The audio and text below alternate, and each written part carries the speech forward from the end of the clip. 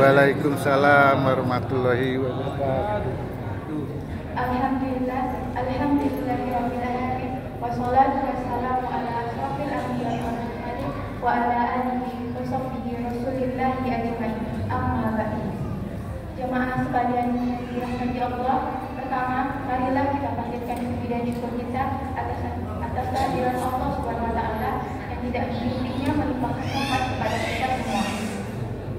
Atas limpah rahmatnya kita dapat berkumpul di masjid yang kita cintai. Salawat serta salam tidak lengkap kita limpahkan kepada junjungan kita yaitu Nabi Muhammad SAW, serta kepada keluarga, sahabat, serta kepada tabi'in dan tabi'atnya, serta kepada kita semua sejak, serta kepada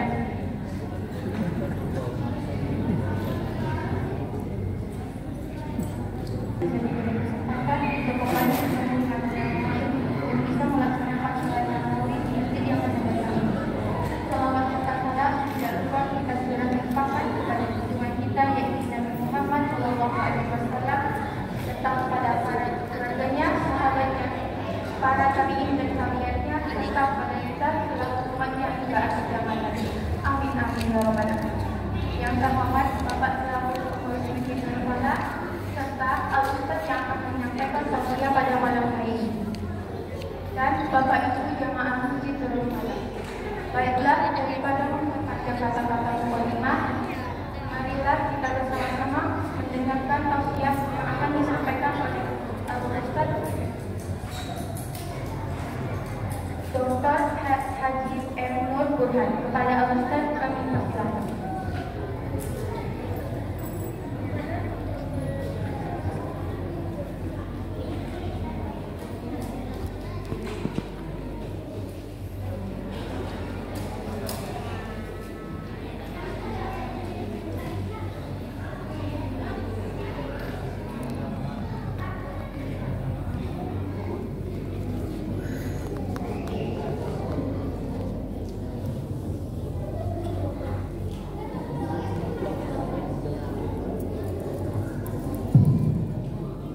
Bismillahirrahmanirrahim.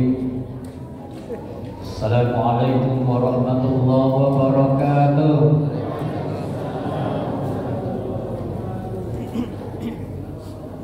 Alhamdulillahirabbil alamin wal aqibatu lil muttaqin. Wassalatu wassalamu ala asrofil anbiya'i wal mursalin sayyidina wa maulana Muhammadin wa ala alihi wa sahbihi ajma'in. Qala Allah Ta'ala fi kitabil karim, a'udzu billahi minasyaitonir rajim. Bismillahirrahmanirrahim. Nahnu naqussu 'alaika naba'ahum bil haqq innahum fitnatun amanu bi rabbihim wa zidnahum huda. Allahumma rabbi shrah li sadri wa yassir li amri wahlul 'uqdatam min lisani yafqahu qawli.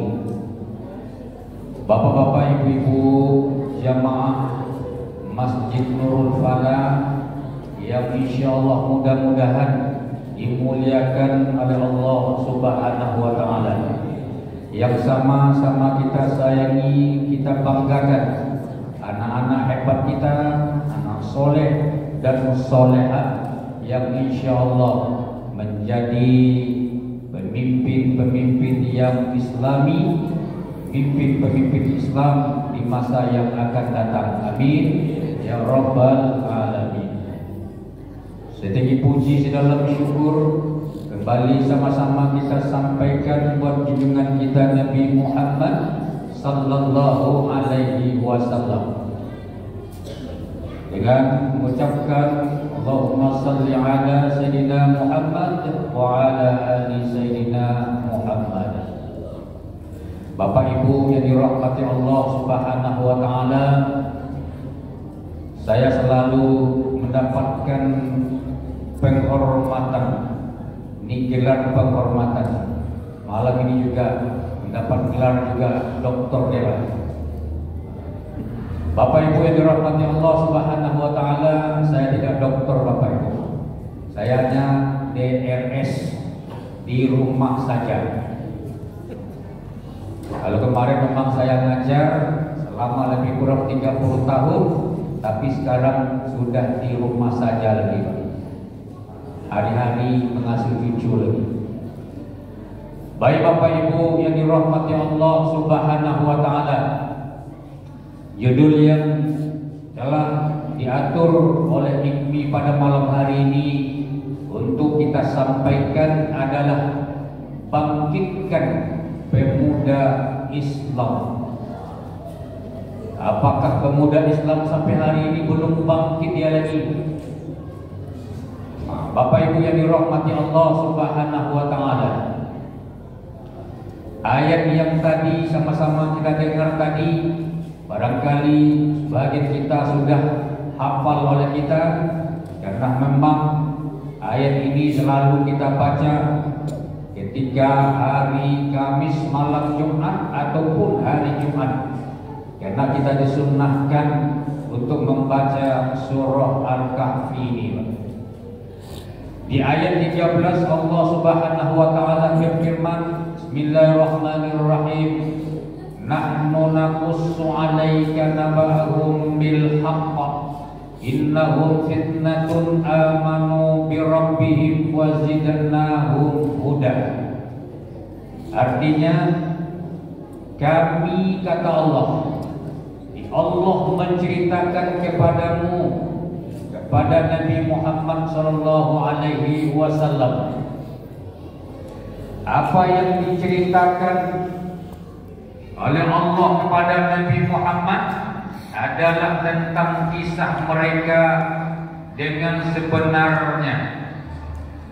Kisah mereka itu adalah pemuda-pemuda yang beriman kepada Tuhan mereka. Inilah yang diceritakan oleh Allah dalam ayat ini.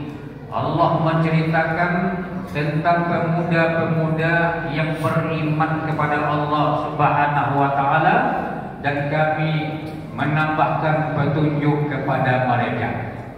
Nah, Bapak Ibu yang dirahmati Allah Subhanahu wa taala, kisah Ashabul Kahfi ini, Bapak Ibu, ini adalah merupakan kisah 7 orang pemuda. 7 orang pemuda ini yang dia tertidur di dalam sebuah gua. Cukup lumayan lamanya dia tertidur, Bapak Ibu. 309 tahun lamanya dia tertidur. Hakikat tidur hanya 8 jam, ya Pak? Hanya 7 jam. Apalagi bulan puasa ini bukan 4 jam kita tidur. Tapi pemuda-pemuda Ashabul Kahfi ini, Allah tidurkan dia dalam gua tadi selama 309 tahun. Lama. Kalau presiden itu sudah berapa periode presiden itu? Sudah banyak periode presiden.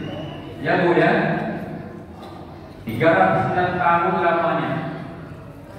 Kisah ini, Bapak Ibu yang dirahmati Allah Subhanahu wa taala, itu terjadi sebelum zaman Nabi Muhammad sallallahu alaihi wasallam. Ada kisah Ashabul Kahfi tadi. Jadi belum lagi zaman Nabi Muhammad terjadinya kisah ini. Bapak Ibu yang dirahmati Allah Subhanahu wa taala, para pemuda ini bersembunyi di dalam gua. Kenapa dia bersembunyi dalam gua tadi? Karena dia dikejar oleh raja yang sangat sadis sekali, Bapak Ibu. Raja yang sangat kejam di saat itu. Dia tidak segan-segan untuk membunuh kalau dia tidak mau menyembah berhala. Siapa saja yang tidak mau menyembah berhala ketika itu, raja itu tak segan-segan dia membunuhnya. Nah, Bapak Ibu yang dirahmati Allah Subhanahu wa taala, gua itu namanya Gua Rajib, yang lokasinya berada sekitar 8 km dari Amman, Yordania, atau posisi letak Gua Rajib tadi di sekitar 8 km dari Amman, Yordania. Jadi Amman itu nama daerahnya di kota Yordania, untuk melarikan diri dari kekejaman Raja Dikianus. Jadi nama raja itu adalah Dikianus. Dikejar dia, maka masuklah dia dalam gua tadi selama 309. Nah, Bapak Ibu yang dirahmati Allah Subhanahu wa taala, 309 tahun lamanya dia berada dalam gua tadi.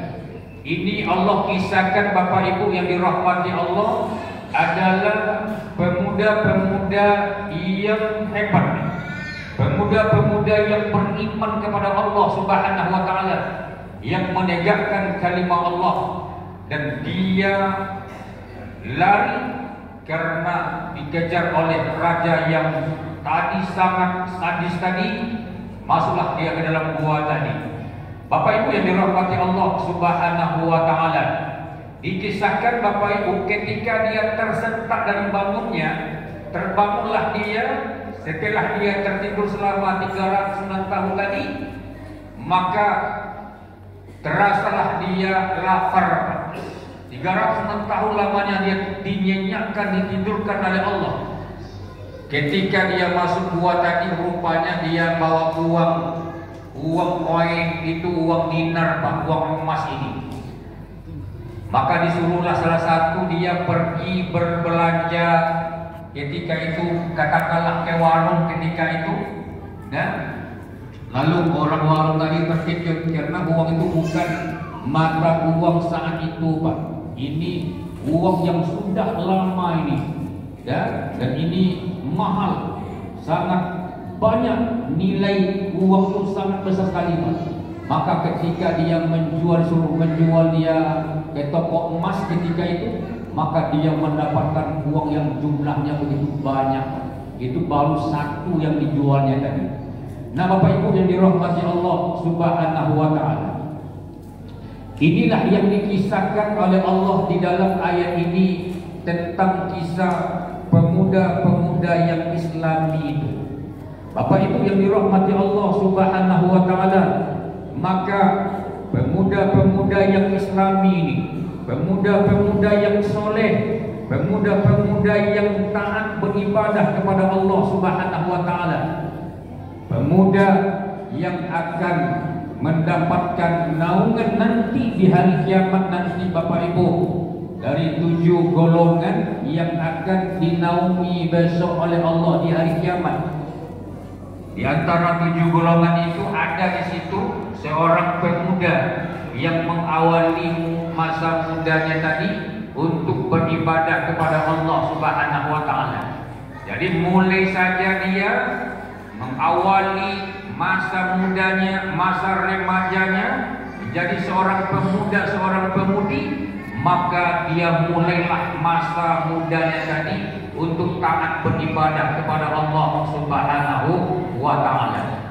Bapak Ibu yang dirahmati Allah Subhanahu wa taala, kita lihat saja Bapak Ibu bagaimana sekarang ini kenyataan sekarang ini, Bapak Ibu. Bagaimana sekarang ini kondisi-kondisi pemuda-pemudi bangsa kita sekarang ini, Bapak Ibu. Dari sekian banyaknya krisis demi krisis yang melanda bangsa kita ini, ada namanya krisis ekonomi, itu ya Bu ya.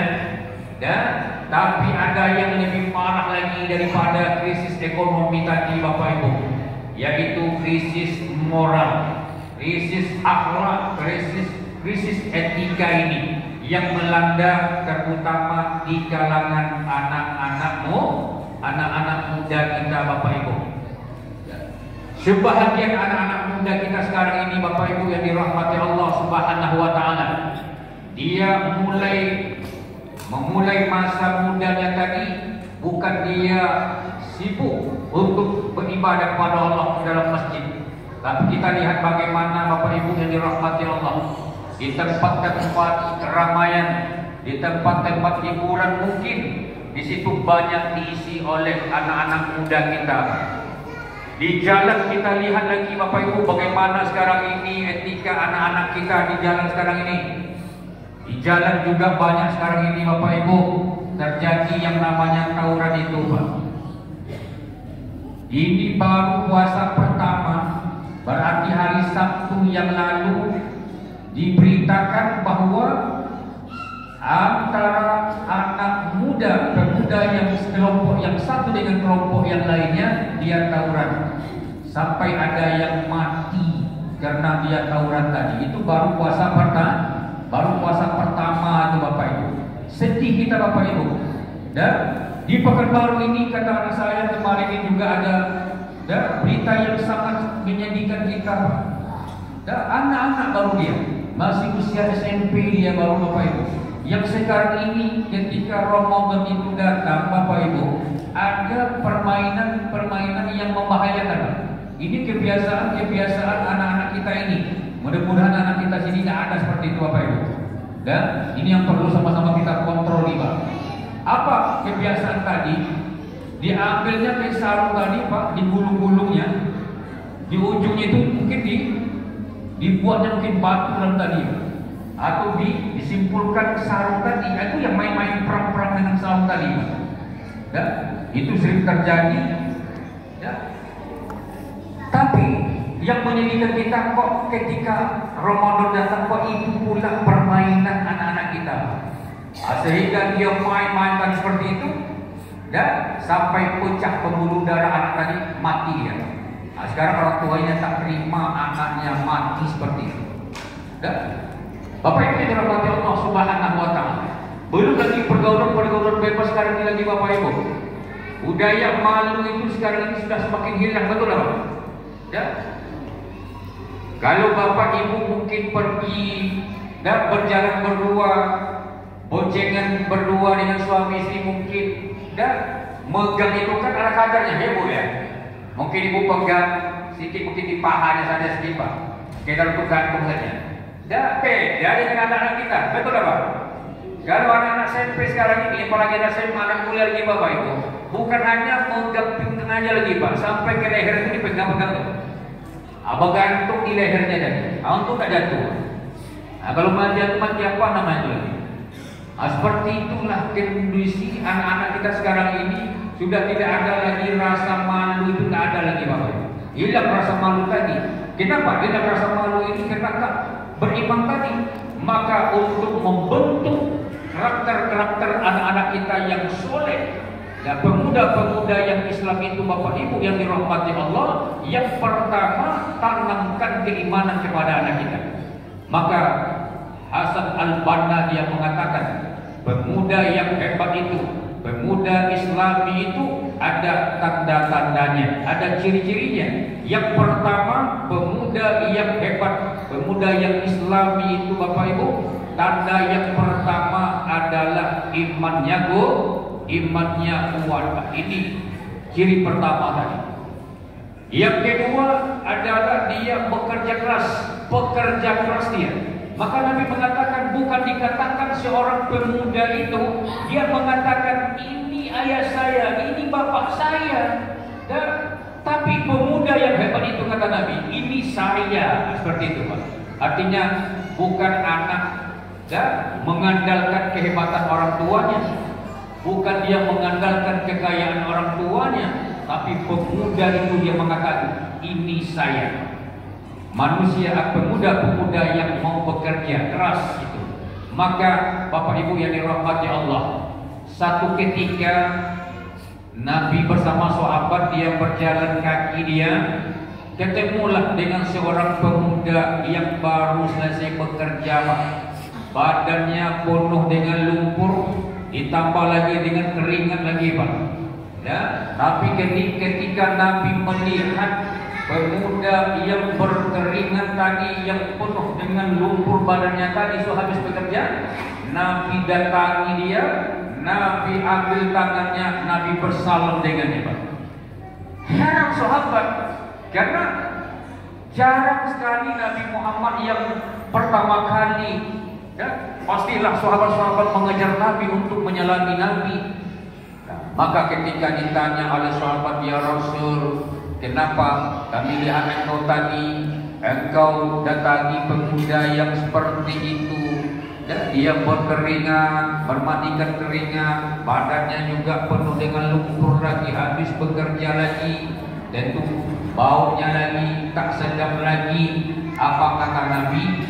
Saya sangat senang, saya sangat suka kalau pemuda itu mau bekerja.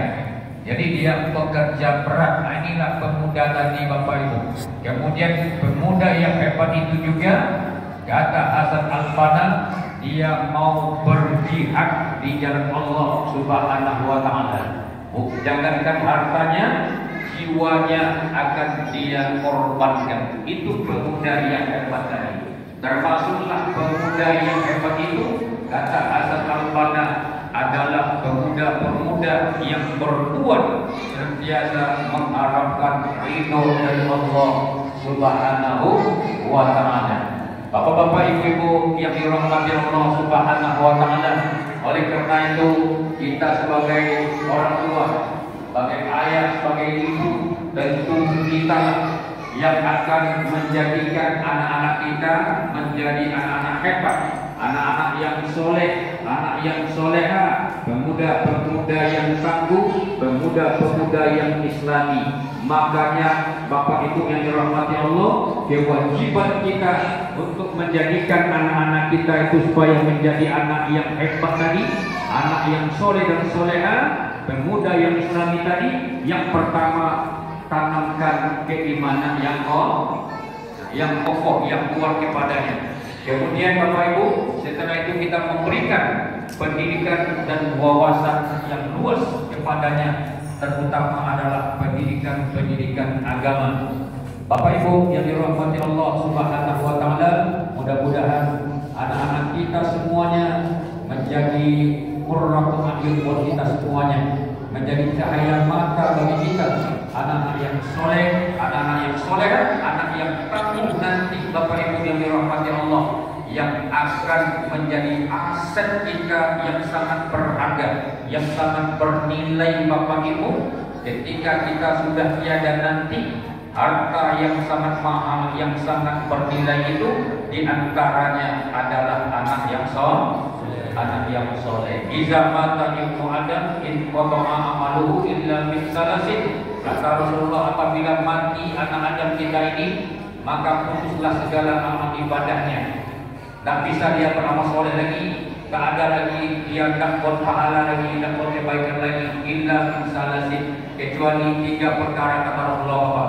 Yang pertama adalah awaladun solihun, anak yang soleh, Pak. Yang kedua adalah sedekahun jariyah. Maka bulan Ramadan ini terutama Bapak Ibu, karena pahala kita, kebaikan kita akan dilipat gandakan pahala oleh Allah. Sedekah kita dilipatkan gandakan lagi Bapak Ibu dibandingkan di luar Ramadan. Maka perbanyaklah kita untuk bersedekah jariyah. Ini sebagai aset tabungan buat kita. Ketika kita tak ada lagi di dunia ini, maka akan terus mengalir terus kebaikan-kebaikan yang pernah kita perbuat. Yang ketiga adalah ilmu yang kita maubi, adalah ilmu yang bermanfaat, yang pernah kita berikan, yang pernah kita ajarkan kepada orang lain. Maka itu adalah termasuk ilmu yang bermanfaat.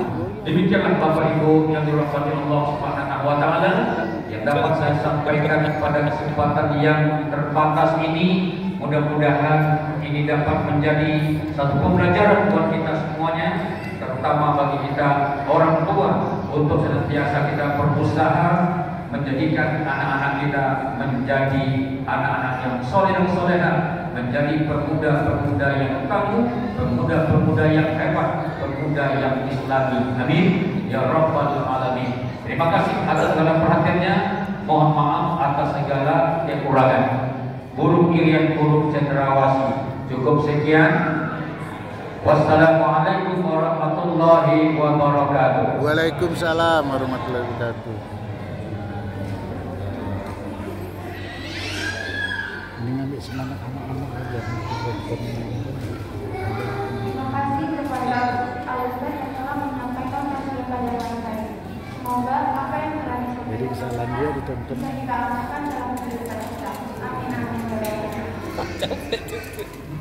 Adapun jumlah infak untuk malam yang berjudul sejumlah 440.000 rupiah dan giliran pengantar dari ini adalah Bapak Haji Ibrahim Mutmainah dan Bapak Wahyu RT 03. Coba. Untuk sahur oleh Bapak Gorden gue dikasih remote. Mutmainah dan untuk berbuka 15 juta remote-nya. RT 03 dan Bapak Haji Anak kita aja.